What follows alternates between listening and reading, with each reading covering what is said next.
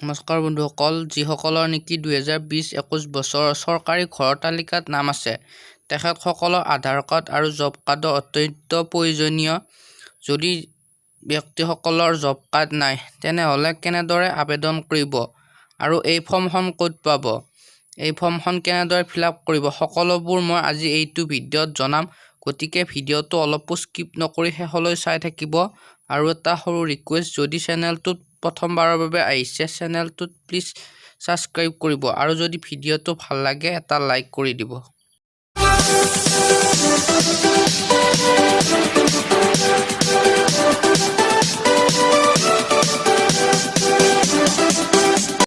এই ফৰ্মখন আপুনি আপোনাৰ ওচৰত জেৰক্সৰ দোকান বা পঞ্চায়তত পাব।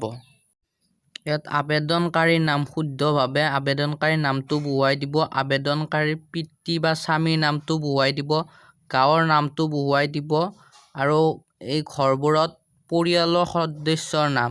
আপোনালোকৰ ইয়াত 4টা সদস্যৰ নাম অন্তৰ্ভুক্ত কৰিব পাৰিব। যদি 4টাতকৈ বেছি সদস্য আছে তেনেহ'লে আপোনালোকে 2খন ফৰ্ম আনি ফিলআপ কৰিব।